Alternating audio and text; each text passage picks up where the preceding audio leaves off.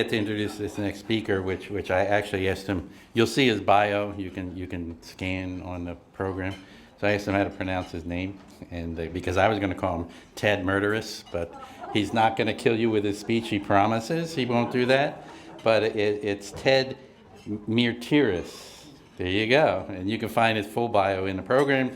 He's a commercial business partner in Amdocs, which is a global leader in telecommunications software and services. He previously worked at AT&T and Accenture. His passion for AI is driven by a commitment to educating the public about its growing impact on the future. An advocate of open source approach to AI, Ted is an active member of the Linux Foundation, which is a nonprofit providing a neutral, trusted hub for developers and organizations to code, manage, and scale open technology projects and ecosystems. Please welcome Ted to the stage.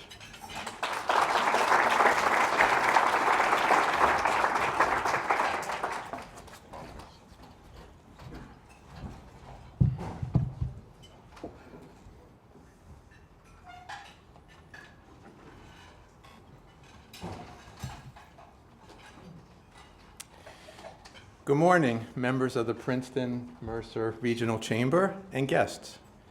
Can everyone in the corners, the farthest people, hear me okay? Great. I'm delighted to be here. Thank you to the Chamber and Mr. Smith for the opportunity to speak with you. And thank you for that introduction. Now, let's dive into generative AI. Or Gen AI for short. Today you are going to learn three things. What is ChatGPT, the tasks it excels at and the industries it's impacting, and how to get started. I'm going to take you back to the year 2016. I was with my colleague, Leo. He's the slightly taller one. We were interacting with a robot at work. My first experience with artificial intelligence. It was cool and novel, but since 2016, AI hasn't proliferated much in my workplace or daily life. I think the high cost and the primitive capabilities of the robot in the photo limited its value. I used to think robots, like the one in the photo, were the future. I never imagined AI would become what it is today. Only 6 years later, in November 2022, ChatGPT made its grand entrance. Its growth has been impressive. 1 million users signed up in just the first 5 days after it launched. Just for comparison, Instagram took more than 2 months to hit the same number, and Netflix took 3.5 years. Before we go on, let me ask, how many of you use ChatGPT? Most of you, great. Who knows what GPT stands for? Oh, not many hands. Great, you'll learn something today. So, why are Gen AI tools like ChatGPT so compelling? They have caught on for several reasons. First, they democratize access to AI. It's universally accessible. Anyone with an internet connection can use it, often for free. Second, you don't need to be a data scientist. If you can do a Google search or have a chat with another human being, then you could use ChatGPT. And unlike early AI, the responses you get today, they're complete, they're organized, they're thoughtful, and mostly accurate. I will explain what I mean by mostly accurate later.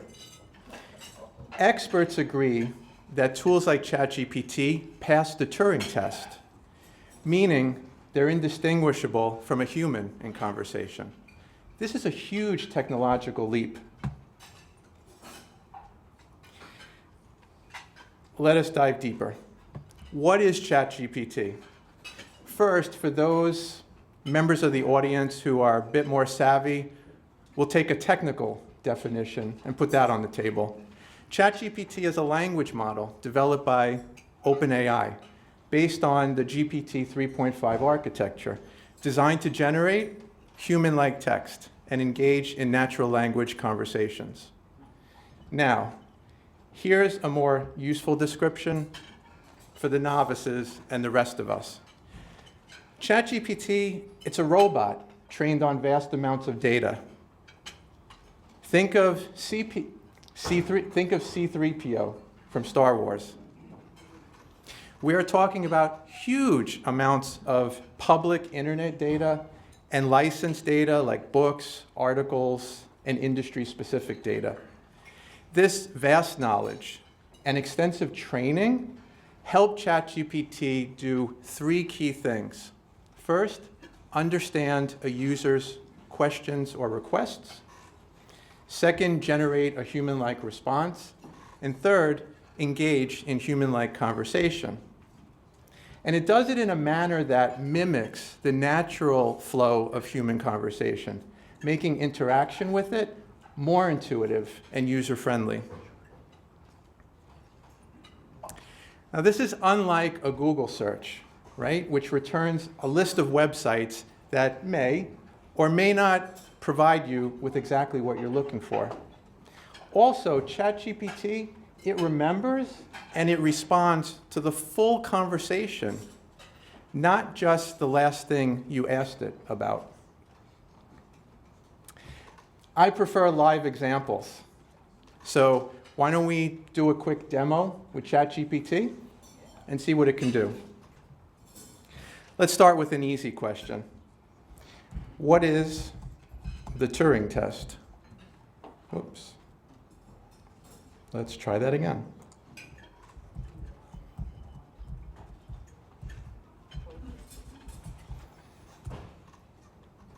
I misspelled it, but I think it'll work around my misspelling. That's how smart it is.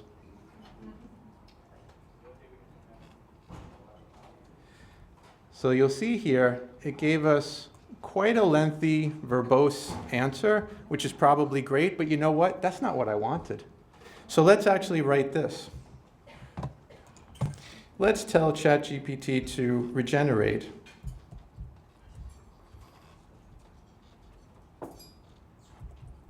Regenerate the response.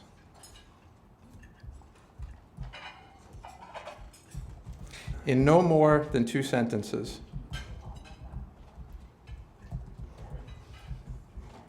And notice, like I said before, it remembers the full conversation.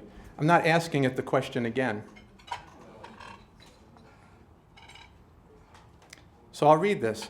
The Turing test, proposed by Alan Turing in 1950, it measures a machine's ability to exhibit human-like intelligence based on whether a human evaluator can distinguish the machine from a human through text-based interactions. If the evaluator cannot reliably tell them apart, the machine is considered to have passed the test. It's a great answer, and it gave it to me in 2 sentences, just like I asked. Great. Let's ask it a more challenging question. Why is it considered a major technological leap if an AI passes the Turing test?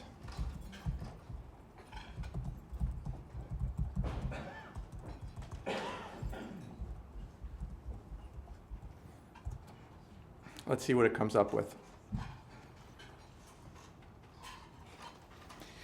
It's a short enough of an answer, so I'll read it. Passing the Turing test is considered a major technological leap because it indicates that an AI can convincingly mimic human behavior and responses, demonstrating a high level of sophistication in natural language processing and understanding.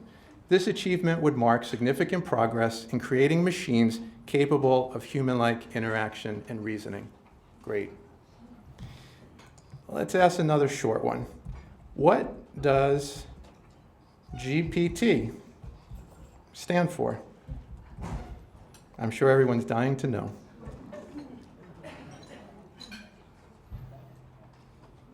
Great. In the first sentence, it gave me my answer. GPT stands for Generative Pre-trained Transformer. And now let's do one more. Let's create a more sophisticated question using some prompt engineering techniques, some simple ones, and I'll explain. Adopt the persona of a college-level computer science professor.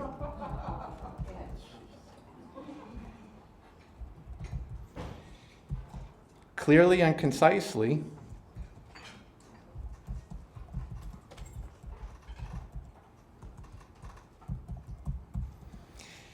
in terms a fifth grader would understand.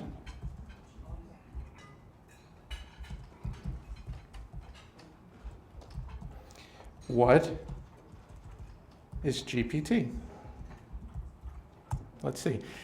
The prompt engineering techniques that I was talking about were, again, simple ones. I told it to adopt a persona to guide its output.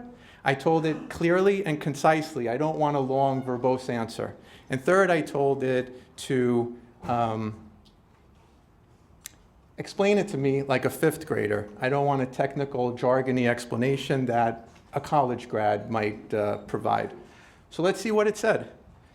First of all, it said, sure, I can do that. Imagine GPT as a super smart robot that can read and write just like a human. It's trained by reading lots of books, websites, and stories. So when you ask it a question or give it a task, it can use all that knowledge to give you an answer that sounds like something a person would say. Pretty good. All right.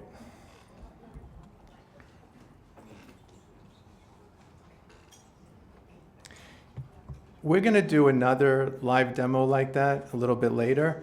And for that, I'm going to ask a couple of questions. I'm going to ask for questions from the audience. So don't be distracted from my talk, but start thinking.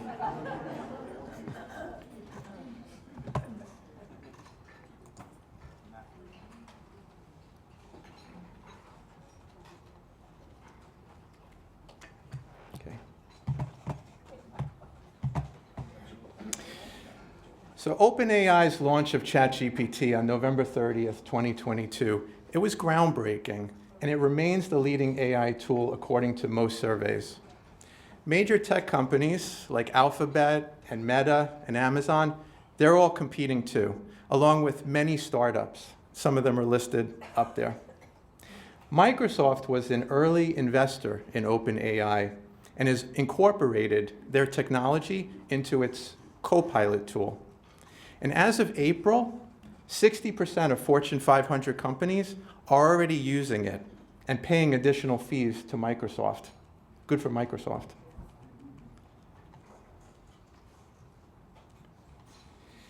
Some companies, the ones I just mentioned, like OpenAI that provide the ChatGPT, they're providing these internet-facing apps that we're all using. But there are other companies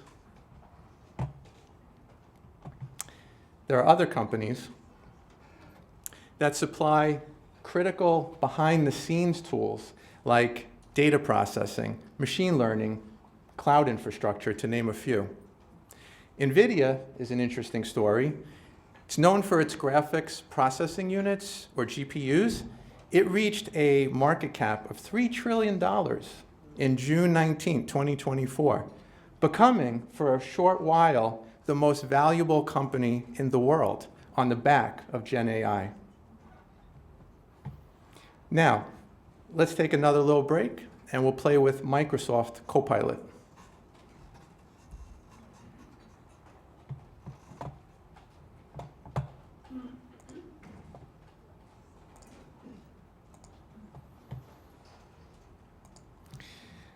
I think we'll take maybe 3 or 4 questions, so I guess just raise your hand if you have a question. I saw you first.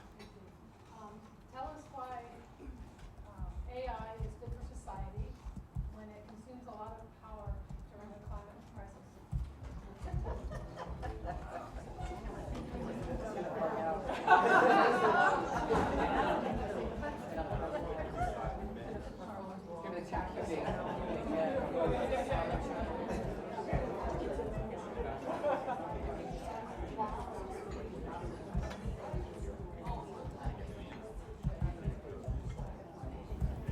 Did I get it roughly right? Okay. Let's see. It'll be interesting.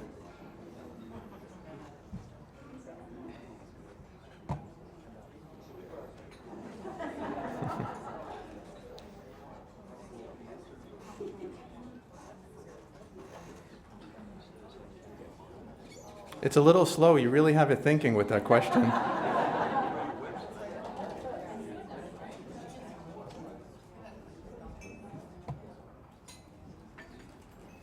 Well, I'll start reading it. I don't know how long it's going to go. AI indeed consumes significant amounts of energy. It's given us it's hard for people to see, 4 little references that we could click for more information. I'm not going to do that. Its demand is expected to rise by 30 to 40% annually over the next 5 to 10 years. However, it's important to note that AI also brings numerous benefits to society. I won't read this in detail, but number 1, it says efficiency in decision making. 2, solving global challenges. 3, improving lives. And 4, addressing illegal activities.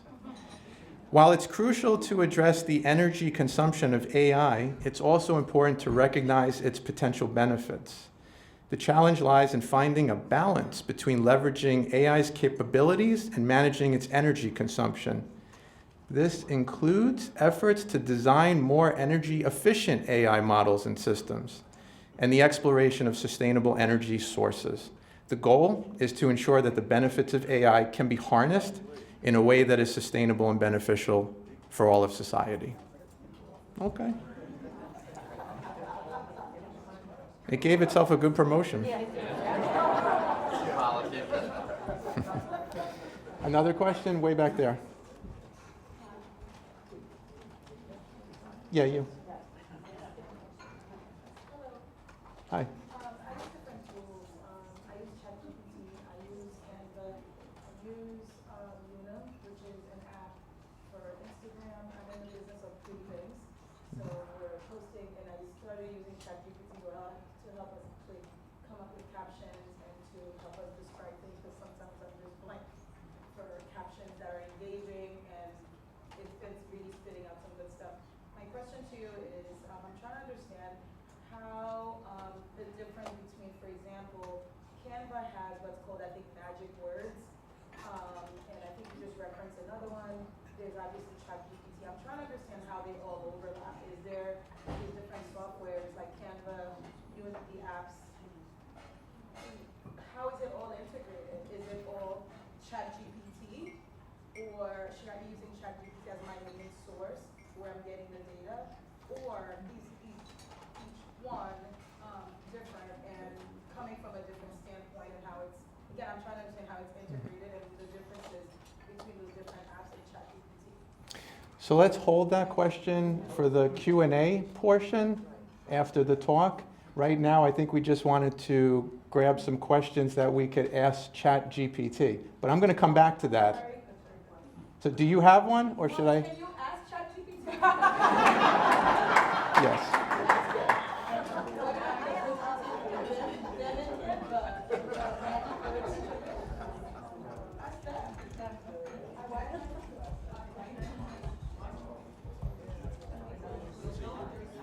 I like this, then I don't have to answer it later.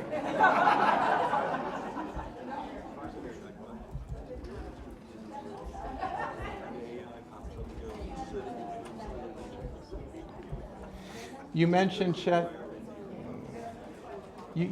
ChatGPT, Canva, and give me one more.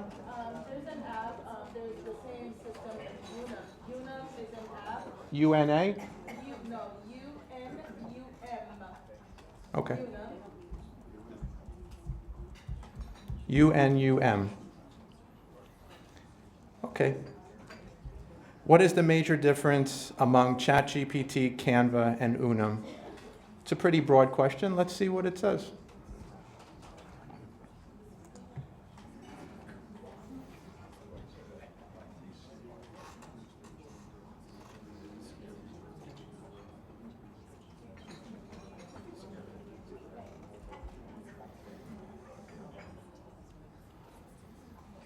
I'm going to start reading while it's generating.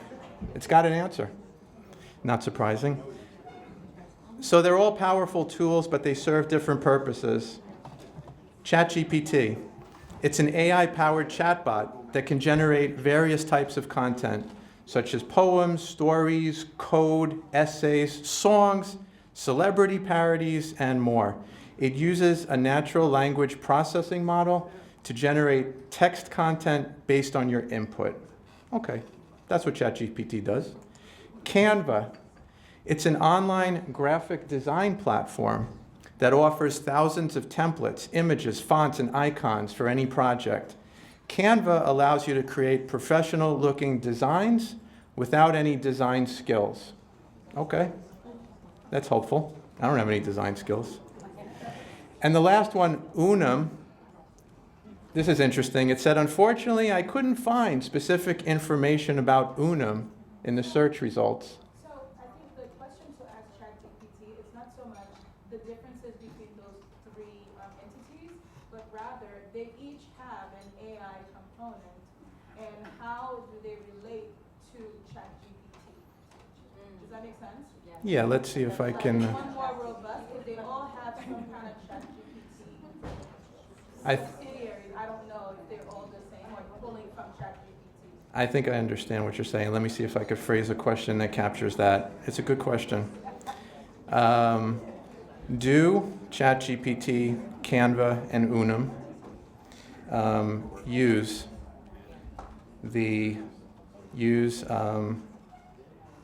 OpenAI's GPT technology? I mean, we know ChatGPT does, but let's see what it says about the other two. Is that good? That's what you want to ask? Do ChatGPT, Canva, and Unum use OpenAI's GPT technology? Yeah. Okay, let's see. I'm interested too.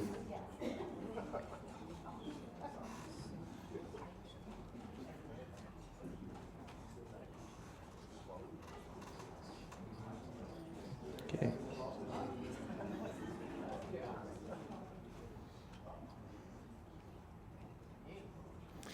Okay, here we go. Here's the answer. Obviously, ChatGPT is using OpenAI's technology. We know that. Now, what does it say about Canva? Canva uses OpenAI's GPT technology in its AI suite called Magic Studio. Are you familiar with that? Okay. Canva's Magic Write, an AI writing tool, and Magic Design, a design generation tool, they are also powered by OpenAI's API. So they're using it. I don't know what the deal is with this last tool. Microsoft Copilot doesn't know anything about it. Maybe it's a competitor product. That's why they don't know anything about it. So, yeah, it's not coming up with anything for Unum. So. Unum, I have been using for over 5 years. I was told about it by college kids because they were working on a project with my company, Okay. records, and they had to do research for my group for marketing. And they told me about a bunch of apps, and that was because again, our business is very visual. This helps you if you're in the creative space. Mm-hmm. We want our pages to always look like a lookbook, and before we post, we put everything so we can move things around and see how it looks first before we post to maintain the look we want. Great. We'll have to find another resource to answer your question about Unum. Yeah, it's integrated with Instagram as well and all the social media platforms. Great. I can't wait to check it out. We'll take your question, and then we'll take your question, and then we'll move on. How did AI discover copper in Zambia? The question was, how did AI discover copper in Zambia?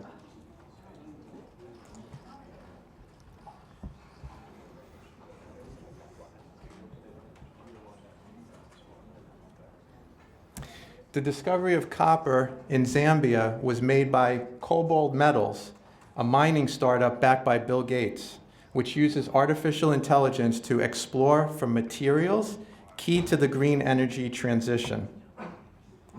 Cobalt Metals uses AI to create Google Maps of the Earth's crust to help find new deposits of copper, lithium, cobalt, and nickel.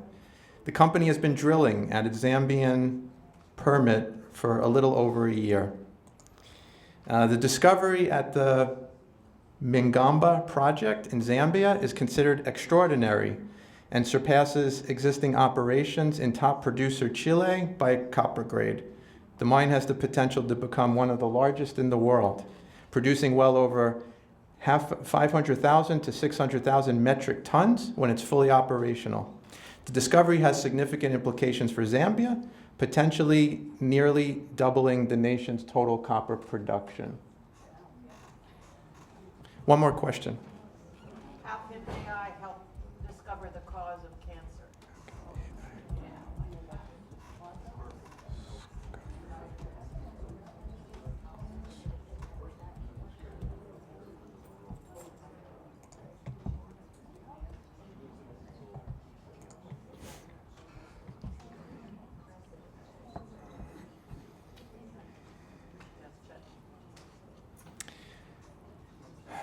Artificial intelligence has been revolutionizing the field of cancer research and treatment in several ways.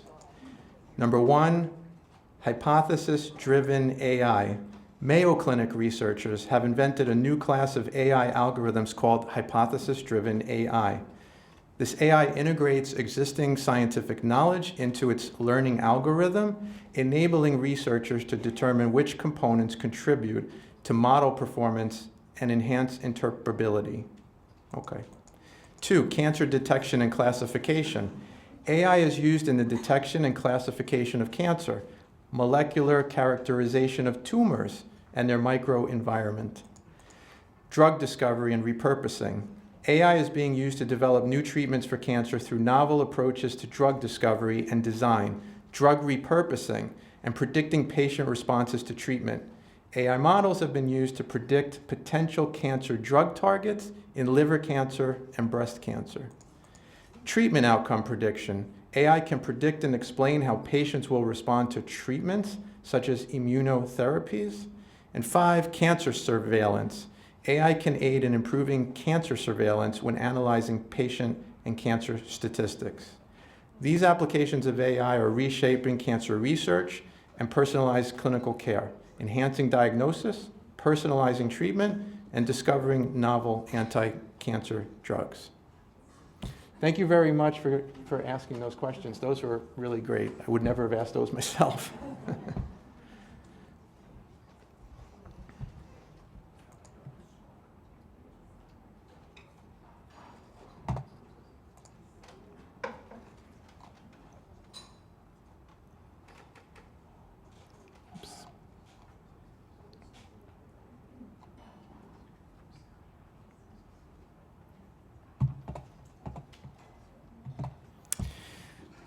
ChatGPT excels at many tasks. These tasks can boost your team's productivity, their creativity, and with fewer people. For example, it can summarize long articles, books, and texts. It can help refine writing for you for greater clarity and conciseness. It can help you improve your emails. We all write a bazillion emails. I know I do. It can help you organize meeting notes into minutes in a second. It can generate creative content for marketers and advertisers. It can help you learn just about anything you're interested in. It can assist you with writing code. It can even generate the test cases to help you test your computer program. It can even translate text between languages, and it knows a lot of languages. I tried translating something into Russian. I don't speak Russian, but just when I saw it spitting out those Russian characters, I was like, holy moly, that's amazing. And it can do much more. Your imagination is the only limit to what you can do with ChatGPT. And meanwhile, ChatGPT is constantly improving. Tools like ChatGPT can create images from text, just like those. And it's developing the ability to generate videos too. I'll show you a video made by OpenAI's Sora tool. And while I play this, I will actually read the prompt that the person created that generated this video. A stylish woman walks down a Tokyo street filled with warm, glowing neon and animated city signage. She wears a black leather jacket, a long red dress, and black boots, and carries a black purse. She wears sunglasses and red lipstick. She walks confidently and casually. The street is damp and reflective, creating a mirror effect of the colorful lights. Many pedestrians walk about.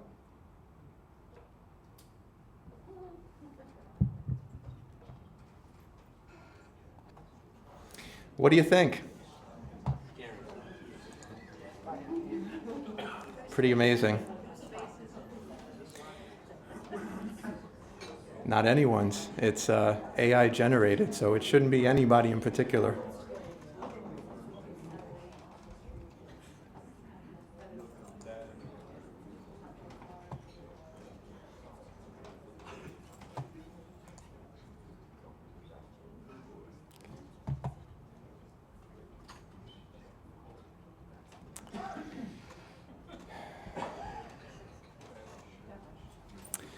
So AI has the potential to transform industries by boosting efficiency, enhancing customer experiences, and sparking innovation.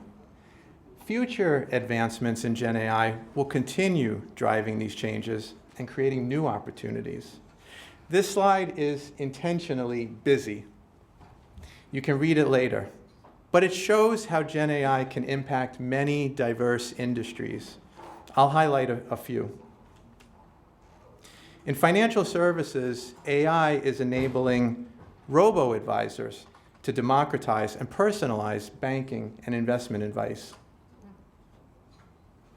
In entertainment and media, AI-driven content creation is growing, leading to demands from screen actors and writers for contract protections. They watch the same video we did.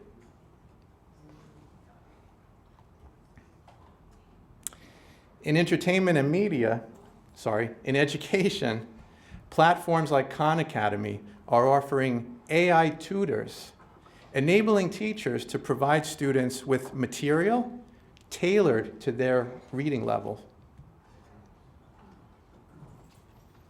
Some companies are succeeding with Gen AI, while many struggle with adoption, facing twin challenges in workforce access to it and product integration.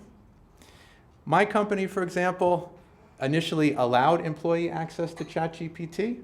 Then they quickly blocked it.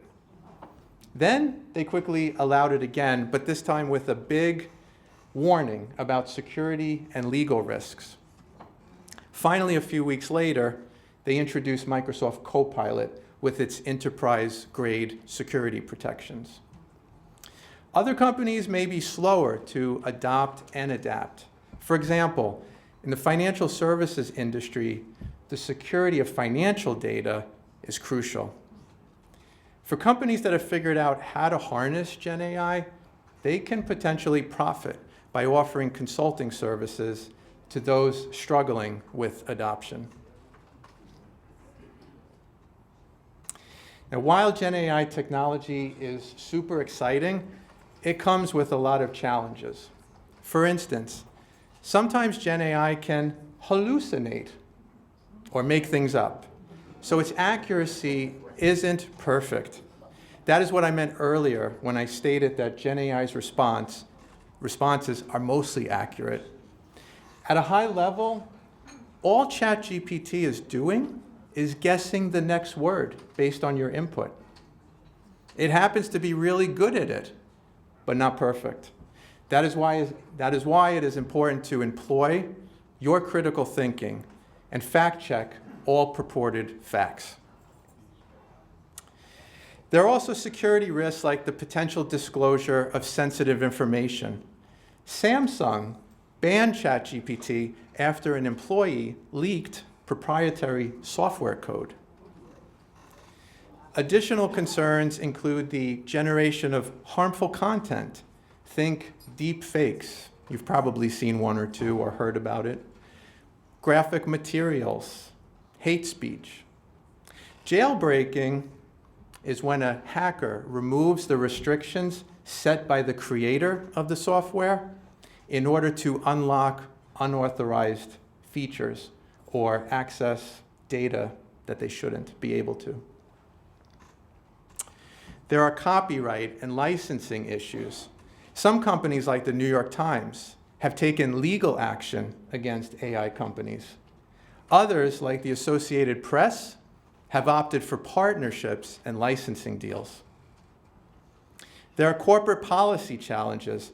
A Salesforce survey of 14,000 workers in 14 countries found that over half are using Gen AI at work without permission. And 40% of them are using AI tools expressly banned by the company. Regulating AI is tricky.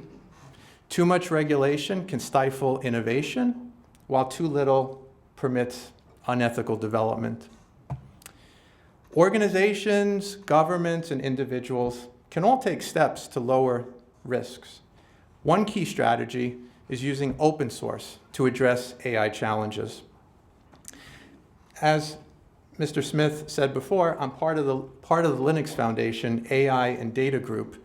It's a nonprofit that supports developers and organizations in growing and managing open technology projects.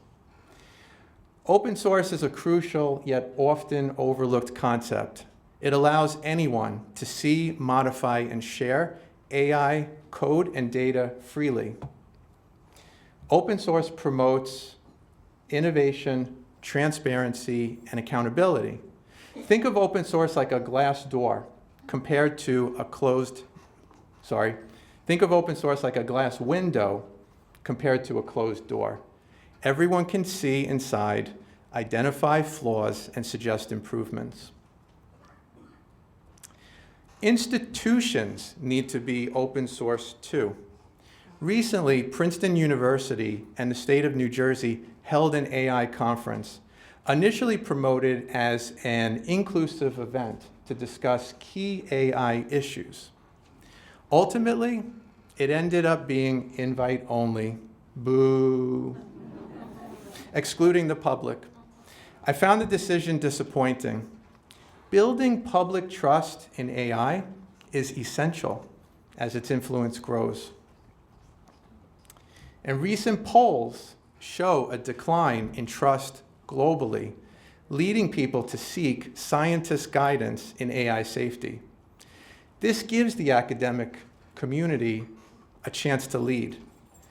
Princeton missed a chance to embrace open source principles and engage the public in open dialogue about AI.